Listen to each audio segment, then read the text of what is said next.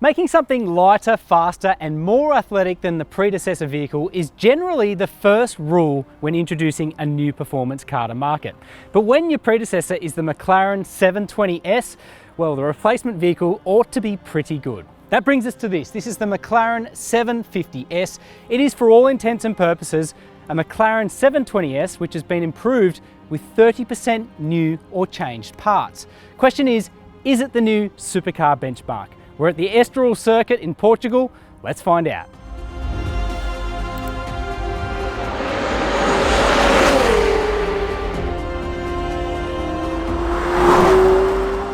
The 750S is McLaren's answer to supercars, including the Ferrari 296 GTB and the Maserati MC20.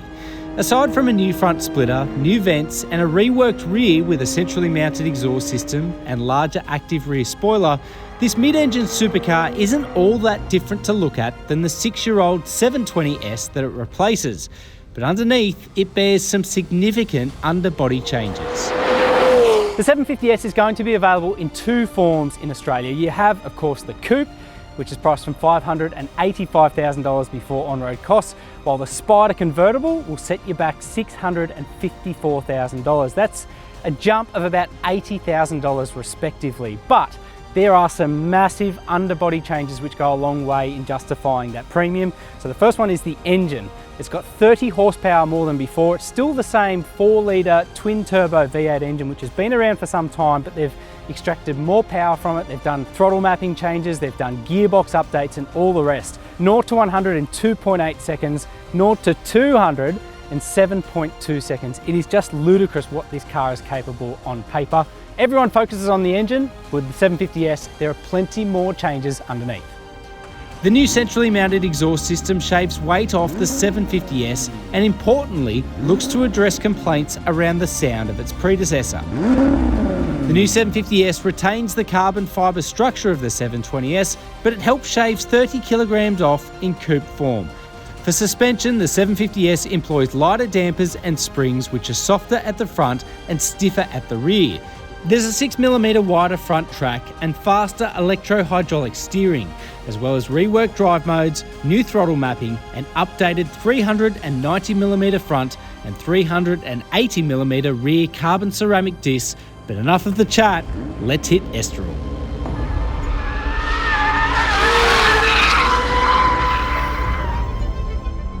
So the first thing I can notice straight away is the added sound. It was one of the criticisms of the McLaren 720S, that it just didn't provide the sense of theatre really befitting of its supercar status. No such complaints here. It sounds raughty, even in those sort of middling revs, and it creates a more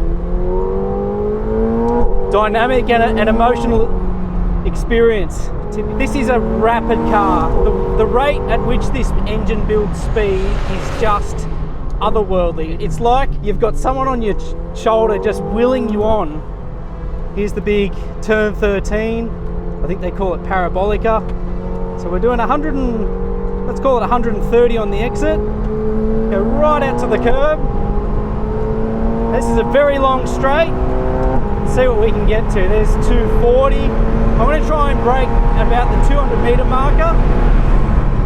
Just saw 282 kilometers an hour. That is incredible. And yes, a big braking moment was required, but the car feels so stable under brakes. It's just incredible. What else can we talk about here? Electro-hydraulic steering. It is still a revelation, especially in today's supercar class. It offers so much feedback. It telegraphs exactly what's happening underneath you. It's accurate as well. I'm not having to make huge mid-corner adjustments. It is so easy to place. We're going to go to track mode now. So track mode, you know, if sport mode is hooligan mode, well, track mode is razor sharp focused. Immediately, it feels as though you can kind of feel what the wheels are doing. You're getting probably 15% more feedback, and there is this newfound sharpness with the way the car goes about its business. The other real, I guess, talking point here is the mapping as well. even that corner, I'm able to perfectly modulate the throttle, so I'm not pushing the front wheels wide, but I'm really steering the car as well. It's just incredible how easy it is to drive this car fast. It's almost cheating. I honestly cannot believe how confidence inspiring it is. A little bit of sideways attitude if you want it, but if you don't, it'll happily clock together fast lap after fast lap after fast lap. It shouldn't be this easy for a mere mortal like me, but just incredible. In short, the 750S Coupe is a genuine track-friendly supercar, instilling driver confidence and offering incredible pace, feedback and agility. But it turns out track driving isn't its only party trick. Okay, so it's one thing for the McLaren 750S to improve all of those performance parameters, but the other really key question here is, does it retain the comfort features of the 720S? Because that was one of the really redeeming features of that car.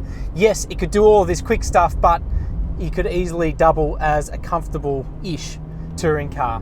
Well, happily, it does. It does all of that. It's just as comfortable in terms of its low-speed conveyance. That electro-hydraulic steering still feels light enough at low speeds. It's easy enough to sort of navigate through car parks. Even features like the hydraulic lift system.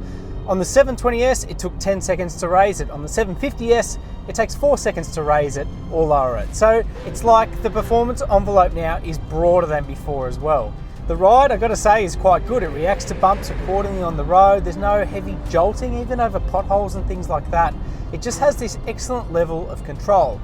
The other really noticeable feature here is the soundtrack. I think the 720S sounded okay, but it was very muted, and you had to kind of climb the rev crescendo to really get any kind of emotion from it. The problem was that the time it took to get to 8,000 RPM, it happened so quickly that you were kind of clicking the next gear and kind of missing that emotional, theatrical link to the car. But I think with them having extracted a little bit more sound and emotion from this car, you know, there's a really nice cathartic sensation, even just driving around at middling speeds where, I don't know, it's just that little bit more enjoyable, a little bit more mechanical even. This isn't overbearing or anything else, it's just taking everything comfortably in its stride. It's definitely not a one-trick track pony. Those changes are complemented across the board by minor interior updates, including new seats, as well as what McLaren describes as a better thought-out cabin space with greater build quality. The steering wheel is once again free from buttons, and there's a new driver display offering better graphics and touch sensitivity. To summarise, the McLaren 750S does exactly as advertised. It broadens the dynamic envelope of its predecessor, it's faster, it's more athletic, and yet it still retains all the great comfort virtues of the McLaren 720S. Even with that healthy bump in price, it is a super impressive machine, and it's also a vehicle that we should really savour. The 750S, I reckon, is probably going to be the last non-electrified series production vehicle from McLaren.